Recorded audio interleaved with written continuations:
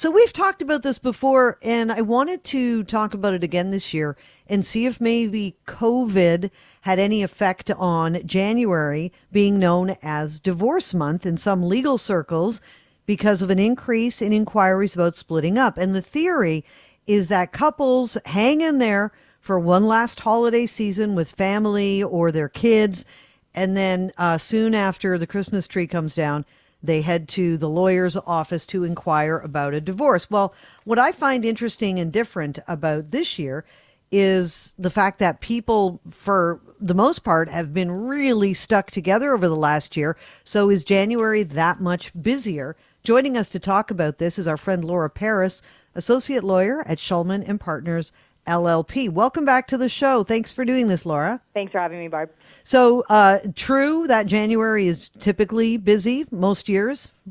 So we certainly have seen a trend, over the last few years of seeing that we get an increase of inquiries or people starting to contemplate divorce in January. And I think a lot of that comes down to this whole concept of new year, new me. So January is a nice time to start any sort of new path in your life. So whether it be, working out or starting a new diet or quitting smoking or quitting a relationship, January is always that nice time to start. So certainly there has been a trend, that's developed that you are seeing an increase in inquiries.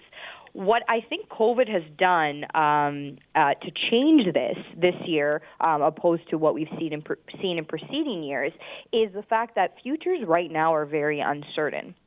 When you're looking to start a fresh start or looking into a fresh start, you usually have some sort of idea in mind as to what that fresh start is going to look like. Right now with COVID, none of us even know what tomorrow's going to look like. So that makes it a lot scarier to embark on something like a separation than it's been in previous years. Yeah, that's a great point, actually, because people are still sort of on the fence. Are they going to have their jobs, and what is the situation going to be? So I can see how that would definitely have an effect. I'm also thinking, and I could be right or wrong, that since people have been stuck together since March, there may have been inquiries into divorce earlier than the new year. Absolutely. So I think a lot of what we started to see this year is we definitely saw an increase in the increase of people that were looking to separate, which, we concluded was as a result of the fact that a lot of people were stuck at home and issues that they were dealing with started to come to the surface. So certainly it would make sense to think that these people that, maybe would have waited until January to look into these things were looking into it a lot sooner because situations were getting a lot worse in the home as a result of the measures that were put in place due to the pandemic. I think another thing that needs to be considered is the financial side of this. A lot of people, when considering divorce, one of the primary reasons why people choose to separate are because of financial issues, and whether it be that people have been hiding things relating to their finances, or just parties are in kind of having financial issues that are seeping into their relationship and creating a rift. Those types of financial issues is what I'm finding that people are actually deterring people from proceeding with separations right now, because again, going back to this concept of uncertainty, if you're already in somewhat of a precarious financial situation and then you're choosing to proceed forward with the separation, you're now taking that wealth that maybe is not that much to begin with and splitting it in two and trying to create two lifestyles off of again an already precarious financial situation. So I think that's also leading to why we're perhaps not going to see by the end of the month not going to see as many people proceeding with a divorce in January as we have seen in former years. I think that's a really interesting point, and it's one that I've not only heard of before. You and I have probably talked about it, but in seeing people I know go through it, it's almost like the one thing that people don't consider before they look at initiating separation or divorce is the money situation in terms of splitting into two households and, not perhaps having to adjust the lifestyle you enjoy now, depending on how many people in the family are working. And I remember being told once that in some cases, it stops people from moving forward with a divorce, just realizing what the rest of their life is going to look like in terms of maybe support payments. Absolutely. And you also see in a lot of cases another very common situation is that what people do is they separate, but they don't actually separate their finances. So they never actually proceed with anything formal in terms of their separation. They keep basically everything together as much as they can because they recognize that we're better as a unit than we are separated, even though our relationship isn't working anymore.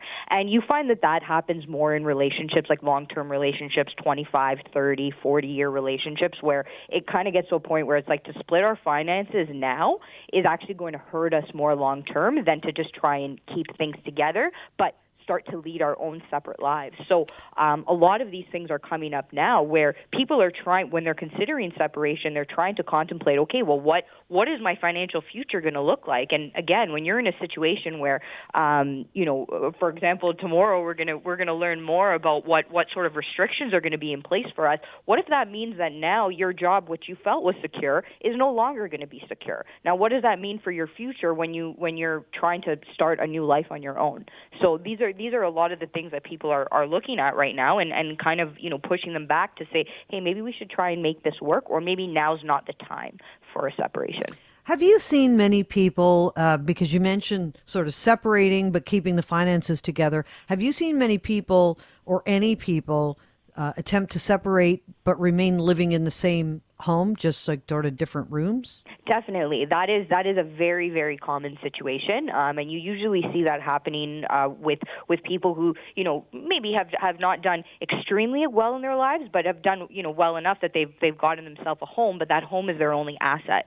And in those circumstances, what you usually find is that these people will try to do their best to kind of live under the same roof until at least their separation has been figured out, and then they can start planning, okay, well, now I know how much money I'm going to have, now I know how much support I'm going to receive, what is the kind of lifestyle I can now afford, and then they move forward in that manner.